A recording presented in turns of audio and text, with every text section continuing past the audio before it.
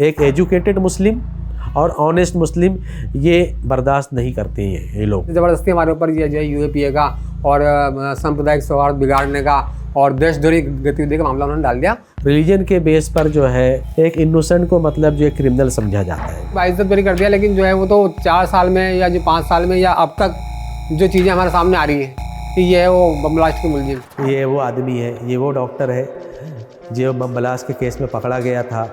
लेकिन ठीक है, ये तो जानता है कि अपने तो कुछ किया ही नहीं। What do Muhammad Ilyas and Farooq Makhdoumi have in common? Both Muslims, charged with UAPA, labelled as terrorists, and years later acquitted. But the media, their own relatives, and society continue to treat them as criminals. MBA graduate Tariq Ahmad Dar, framed as Delhi bomb blast mastermind, tortured for a decade in jail. The courts acquitted him, but freedom was short-lived. 4 years on, he's back in jail. This time arrested by India's Counter-Terrorism Task Force (NIA), just days before the Quint was to interview him. Although the courts acquitted them, but did little to uphold their honor. The stories of 16 such people have been compiled into a book called Baizzat Bari. Stories of imprisonment, acquittal and lifelong incarceration. जो Islamophobia का जो फलक है वो ये इतना बड़ा हो चुका है उस तरह से कि मॉब लिंचिंग को आप ले लीजिएगा, लव जिहाद को आप ले लीजिएगा, चाहे आप गोश्त वाले मामले को ले लीजिएगा, यूएपीए में जो गिरफ्तारियां हुई हैं, हालांकि दूसरे मज़हब के लोगों को भी हुई हैं, लेकिन उसमें जो चारे के तौर पे जो परोसा जाता है ना, वो मुस्लिम गिरफ्तारियों को परोसा जाता है। मतलब कि I am very sorry to say this, लेकिन वो ऐसा ही है। केसेस हज़ारों की तादाद में हैं और सैकड़ों की तादाद में लोग बाइज्जत बरी हुए हैं।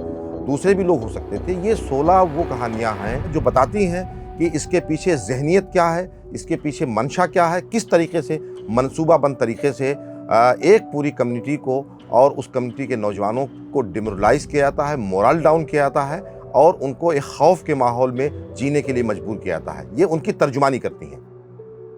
The stigma and fear are such that only 2 out of 16 people in the book agreed to talk with us.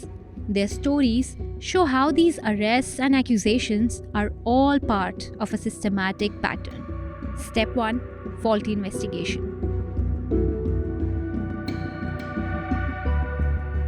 दरअसल 2008 में मई में जयपुर में ब्लास्ट हुए थे, तो उसकी इंक्वायरी वगैरह हुई। हम लोगों को भी मतलब जो है इंक्वायरी के लिए बुलाया गया।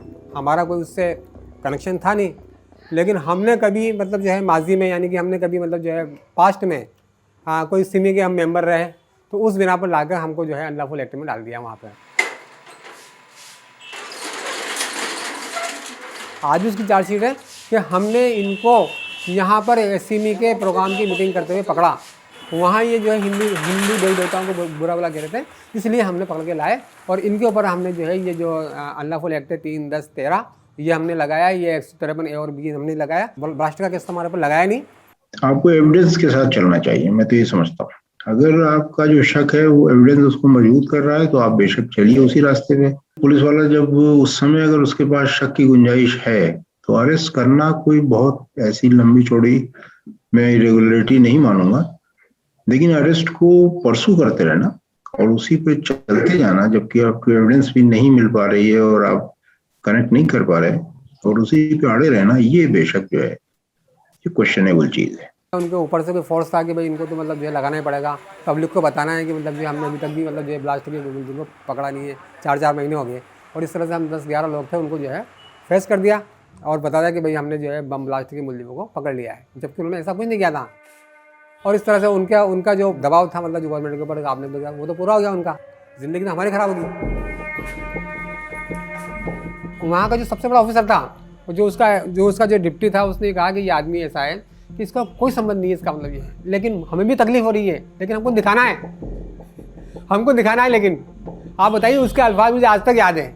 उस आदमी ने लास्ट टाइम पर जब एफआईआर दर्ज की थी, जब कहा था ये जो आदमी बैठा हुआ है इसका कोई संबंध नहीं है किसी से क्या है, लेकिन हमको जो है दिखाना है, ऊपर से ऑर्डर है हमारे पास। बताओ, सिस्टम की जो सड़ान है ना, आपको बताता हूँ, सिस्टम जो इनका जो है वो बता रहा हूँ मैं आपको, मतलब ये ताकि लोग सुने, लोगों की ज़िंदगी कैसे ख़राब करते हैं। मैं ही नहीं, ये कई लोगों का मामला है ऐसा। मतलब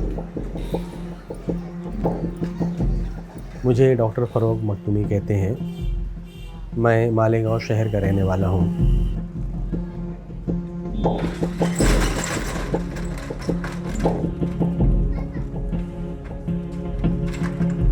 मुझ पर ये आरोप लगाया गया था बम के मामले में, जो भी मालूम नहीं कौन सी मीटिंग 4 जगह उन्होंने बताई थी, वहाँ पर मैं मौजूद था। तो जिस टाइम जो है वो मीटिंग में बताया गया था, मेरे पास क्लिनिक में पेशेंट का रिकॉर्ड रजिस्टर होता है। वो रिकॉर्ड रजिस्टर मैंने NIA को बताया कि आप मेरा क्लिनिक जो है ATS ने सील किया हुआ है, आप क्लिनिक खोल कर जो है रजिस्टर देख लीजिए। 5 साल के बाद NIA ने जो है मेरा क्लिनिक खोला और जो है रजिस्टर जो है लाया, और रजिस्टर के ज़रिए कंफर्म हो गया कि वो चारों मीटिंग के वक्त जब मुझको बताया जा रहा है मेरे क्लिनिक से कुछ 3-4 किलोमीटर दूर किसी जगह पर मीटिंग हो रही है, तो उस वक्त मैं अपने क्लिनिक में हूँ और पेशेंट देख रहा हूँ। पेशेंट के पास जाकर NIA ने जो है कंफर्म किया, पेशेंट ने स्टेटमेंट दिया कि हम तो इस टाइम पर जो है क्लिनिक पे थे। बहुत से पेशेंट ऐसे थे जो मेरे क्लिनिक में जो है एडमिट भी थे। तो वो तमाम चीज़ों को देखते हुए NIA ने रिपोर्ट में बता दिया कि मतलब जो है ATS के ज़रिए जो गिरफ़्तारी थी वो गलत थी। एक ये बम ब्लास्ट जो है इंदौर और बिहार के रहने वाले कुछ नॉन मुस्लिम लोगों ने किया है, और वो लोगों की गिरफ़्तारियाँ फिर NIA ने की, और बेल होने के 5 साल के बाद जो है हमारे डिस्चार्ज के एप्लीकेशन पर सुनवाई हुई और कोर्ट ने हम लोगों को बाइज्जत बरी कर दिया। जब मुझको ATS ने अरेस्ट किया तो मैंने पहला सेंटेंस ये कहा था कि देखिए आप लोग गलत कर रहे हैं। आप पुलिस का काम है शक करना, ठीक है, आप शक कीजिए। कोर्ट के सामने, मजिस्ट्रेट सामने रिटर्न में जो है ना वॉलंटरी कस्टडी में देने के लिए तैयार हूँ। इन्वेस्टिगेशन के जितने प्रोसीजर हैं आप सारे प्रोसीजर मुझ पर अप्लाई कीजिए, और उसके बाद अगर आपको मेरा कुछ इन्वॉल्वमेंट लगता है तो आप उसके बाद जो आप अरेस्ट कर लेना। अगर नहीं लगता है तो आप जो है छोड़ दो, इसके आपके ऊपर कुछ मतलब गलत नहीं होगा। लेकिन मुस्लिम दुश्मनी का नशा जो है ये इन्वेस्टिगेटिंग एजेंसी के ऊपर ऐसा तारी है कि वो कोई सच्चाई सुनने के लिए तैयार नहीं होते हैं। बस सिर्फ हमने एक बहुत बड़ा कारनामा अंजाम दिया और मीडिया के थ्रू मतलब जो है एक झूठ फैलाना शुरू कर देते वो लोग। पूरी चार्जशीट में 22,000 पेज की चार्जशीट में मेरे अगेंस्ट में एक भी एविडेंस नहीं था। मुस्लिम की कोई दाढ़ी रख लिया, किसी ने कोई समाज सुधार का काम कर रहा है, तो इसको जो है हमारे गवर्नमेंट के ऑफिसर भी टॉलरेट नहीं करते हैं।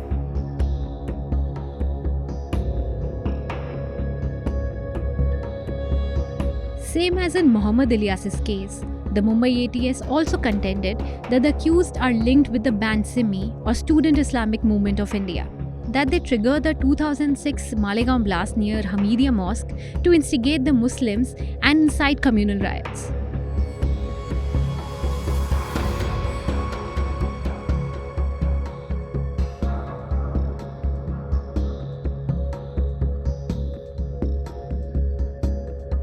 On 25th April 2016, the Mumbai Special Court discharged all 9 Muslims, saying they were used as scapegoats. In his judgment, Judge V.V. Patil said, "It seems to me highly impossible that the accused who are Muslims would have decided to kill their own people to create disharmony in 2 communities, that too on a day that is Shab-e Barat."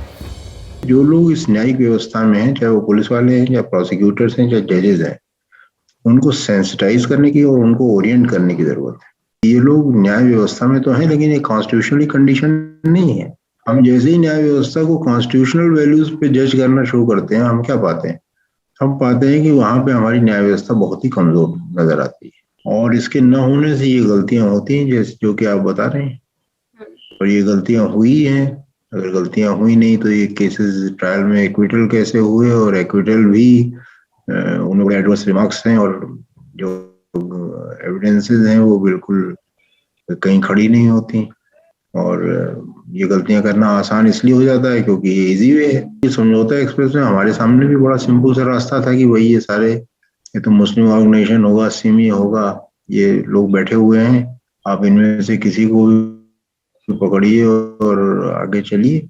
लेकिन जैसे ही evidence जो है कुछ और कहने लगी तो आगे चलना जो है वो ठीक नहीं था। वहाँ तो बमकांड के नाम से आवाज़ लगाते थे, बमकांड के नाम से लेके जाते थे, और ट्रायल था हमारा मतलब जो है वो अनलॉफुल एक्ट करने वाले सिमी के मतलब जो है मुलजिम के साथ था। उसमें उन्होंने जो गवाह हमारे लगाए कि भाई फला आदमी ने देखा था, ये आदमी वहाँ बैठा हुआ था, जिसने देखा कि फिर उसके साइन करवा ली।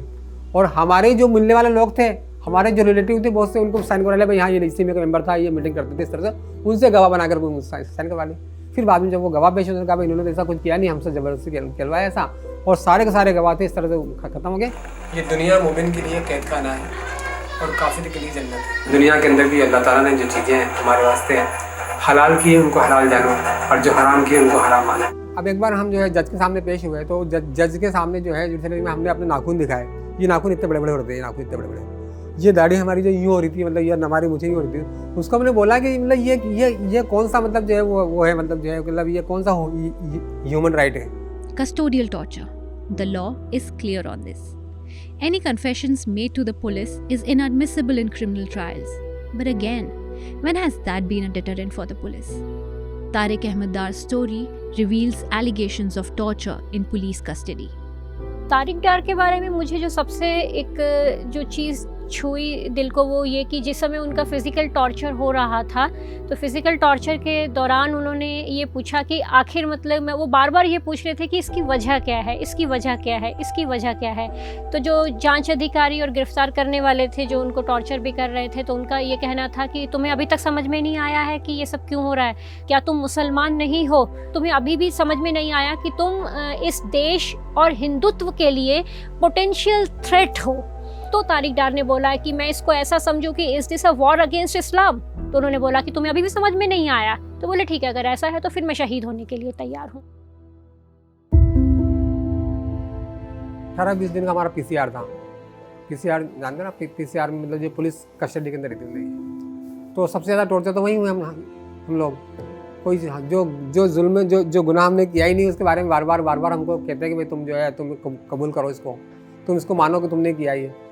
अब वो मारते आदमी मार से तो मतलब कबूल करता है हाँ सब मैंने किया है। मार खाने की चीज़ क्या करेगा, बांध दिया ऊपर, टांग दिया ऊपर और फिर लट दे रहे हैं, मतलब जो है डंडों की दे रहे हैं, इस तरह दे रहे हैं। मतलब ये अभी आप किसी आदमी को बांध दो, ऐसे रस्सी से बांध दो और बांध गया उसको उल्टा बांध दो, ऐसे कर बांध दो, तो वो 2 मिनट बाद तो आपको सब बोल देगा उसने जो नहीं किया होगा वो, मतलब वो भी बोल दो। आप उसके ऊपर ठंडा पानी डालेंगे, आप उसके ऊपर बर्फ़ रखेंगे, उसके ऊपर रखेंगे, आप सब बोल देगा। यहाँ तक हमारे जो साथी थे उन लोगों ने कहा कि अपने क्या नहीं देखी, अभी बोल दो कि अभी तो अपन जो है यहाँ से निकल जाएंगे। इस भी इन्वेस्टिगेशन में जितना अधिक टॉर्चर किया गया है इसका मतलब उतने अधिक अंधेरे में आप हैं और आपकी जो अपनी क्षमता है एक इन्वेस्टिगेटर वाली वो बहुत ही पुअर है। मतलब फिजिकल फोर्स या फिजिकल रेजिस्टेंस के खिलाफ आप फिजिकल ओवर पावरिंग कर सकते हैं, लेकिन क्वेश्चनिंग में करने का तो कोई मतलब ही नहीं, क्योंकि आप तो वो कस्टडी आपके ही पास है और करते आप इसीलिए नहीं क्योंकि आप जितने अंधेरे में हैं वो आपको लगता है कि तब इससे आपको कोई रोशनी मिलेगी, कोई रास्ता मिलेगा।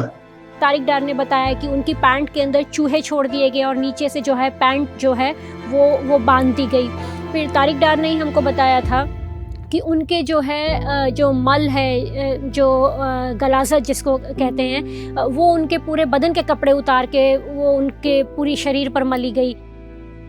After the NIA conducted multiple raids in Kashmir in October 2021, Tariq Dar was arrested with 4 others from Srinagar.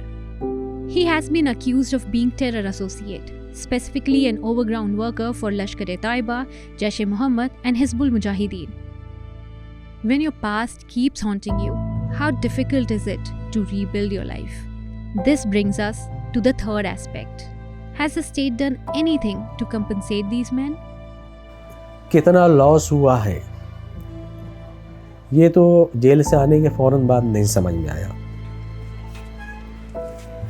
धीरे धीरे जैसे जब टाइम गुजरता चला गया तो उसके बाद ये समझ में आया कि ये 5 साल में बहुत कुछ हो चुका हूँ मैं। 5 साल में जो मेरे साथ के जो लोग थे वो बहुत आगे निकल गए। इकोनॉमिकल तौर पर तो हम जो है पूरे बर्बादी हो गए थे एक तरह से, कुछ हमारे पास था ही नहीं आने के बाद, यहाँ पे आने के बाद। दूसरी तरफ से भी जो हमारी एक जॉइंट फैमिली थी जिसमें मैं अपने भाइयों के साथ रहता था, उन्होंने भी मतलब जो है मुझे मतलब वहाँ से अलग कर दिया, भाई तुम अपना कम। फिर मैंने कोई 1000-2000 रुपये महीने की मैंने स्कूल में कोई मैंने नौकरी करी, घर जाके मैंने कोचिंग की, बच्चों को पढ़ाया, नाजरा वगैरह पढ़ा करके मैंने जो है अपना काम किया, मैंने आगे बढ़ाया। हाँ, पर्दा फटा हुआ है, कान बहता भी इधर से। लोगों से रिलेशन अच्छी होने की वजह से जेल से छूट के आने के बाद जो है ऐसा कोई चीज़ लगा नहीं कि मतलब जो है लोग हमको बुरी नज़र से देखते हैं।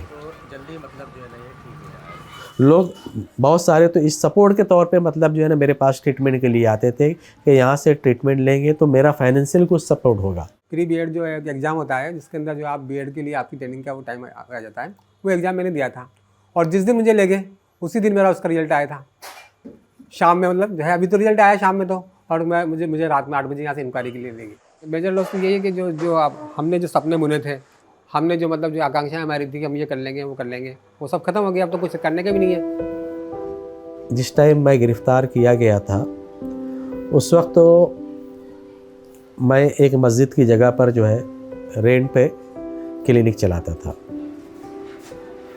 उस टाइम मैंने सिर्फ एक जो है सिंगल प्लॉट वही क्लिनिक के करीब जो है हॉस्पिटल बनाने के लिए 3000 स्क्वायर फीट का ख़रीदा था मैंने।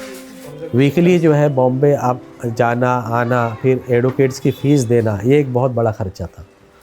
तो उसके लिए वो 3000 स्क्वायर फीट का प्लाट जो है जो मैंने ख़रीदा था वो बेच डाला गया। तकरीबन 11-12 साल के बाद मैंने अपनी इतना पैसा जमा कर पाया कि वो 3000 स्क्वायर फीट का प्लॉट था, मैंने 1600 स्क्वायर फीट का एक टूटा हुआ घर ख़रीदा है। अब मैं वहाँ पर क्लिनिक चला रहा हूँ। वो प्लाट जो मैं 6 लाख में बेच डाला गया था, आज वो प्लाट मैं ख़रीदने जाता हूँ वो 3 करोड़ का है।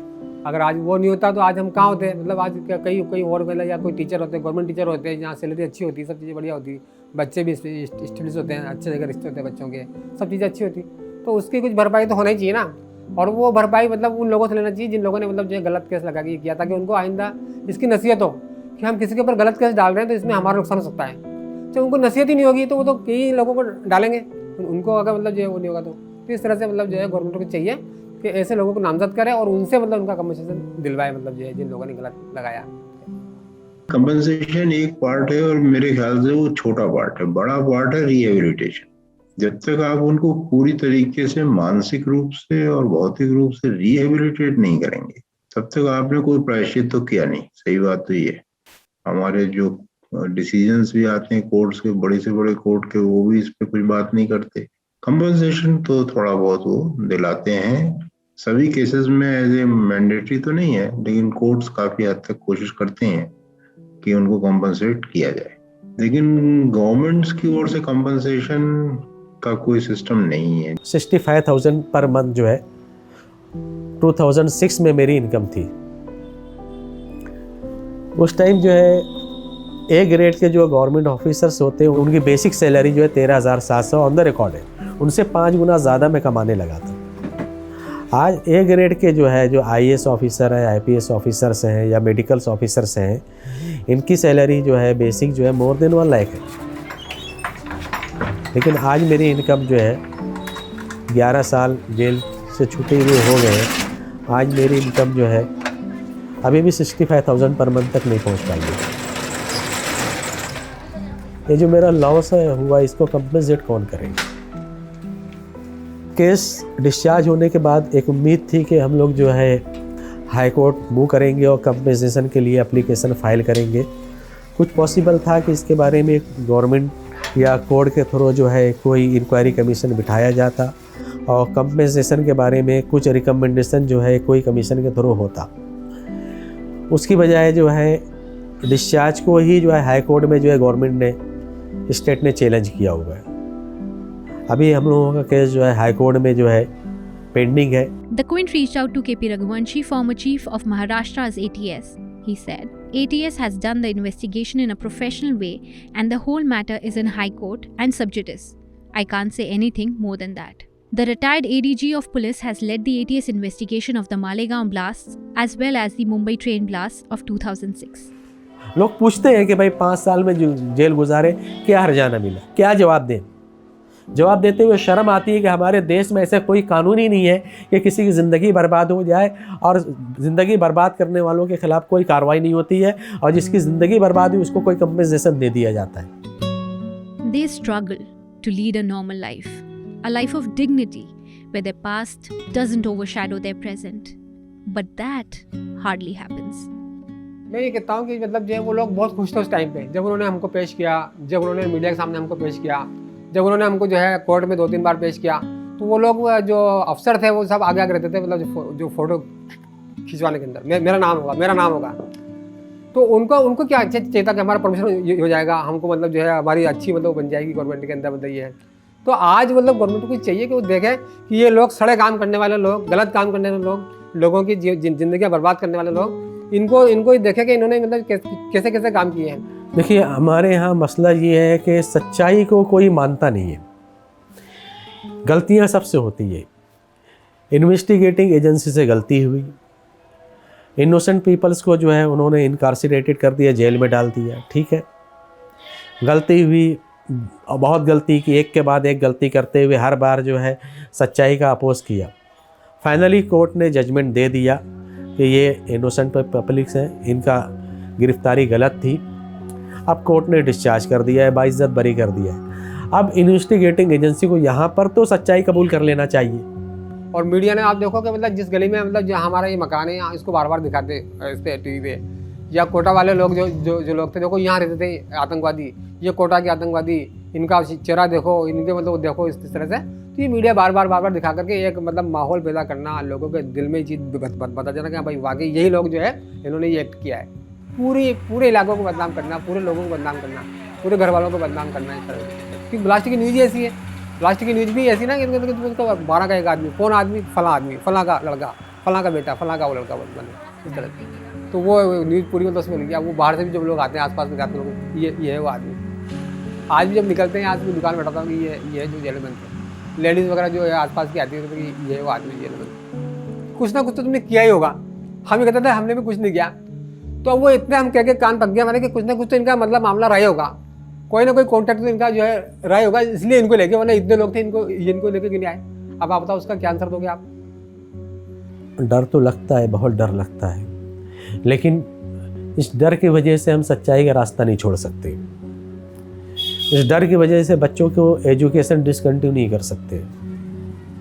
मैं तो बच्चों को पढ़ाऊंगा, डॉक्टरेट लेवल तक पढ़ाऊंगा और उनको सच्चाई का ही रास्ता बताएंगे। नहीं, आज भी अगर कोई अच्छा काम करेगा, कोई पानी पिलाएगा या कोई अवार्ड का प्रोग्राम करेगा या कोई लोगों को सही बात बताने की कोशिश करेगा, तो उसका तो आज भी साथ दे रहे हैं। इसमें तो कोई करना चाहिए, सबको करना चाहिए। कितनी मुसीबत आ जाए तो ये रिवेंज नहीं लेना है, बदला नहीं लेना है, बल्कि बदल देना है लोगों को। अब बदलने के लिए प्यार और सच्चाई काम आती है, मार ठोक गाली गलौज कभी काम नहीं आती है।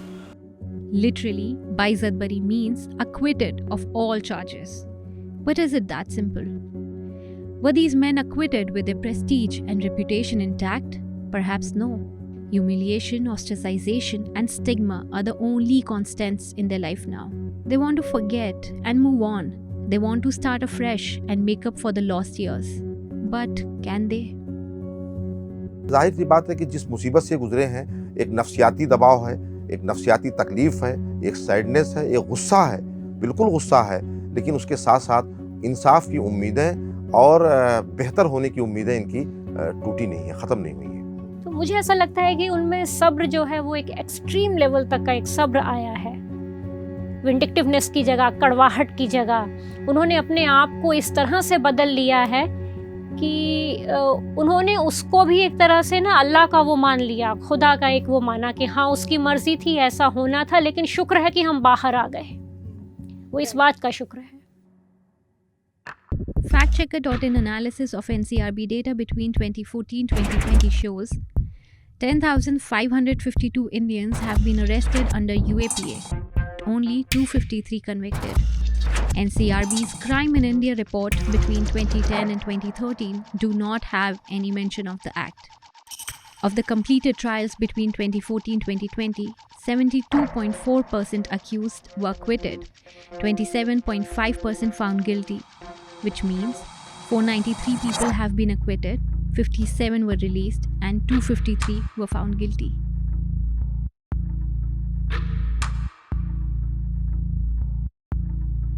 Cases pending investigation were 1,857 in 2014, which rose to 2,547 in 2015, and 4,021 in 2020, according to latest data. This rate of pendency signifies the reasons for long years of under trial imprisonment. Is UAPA process the punishment?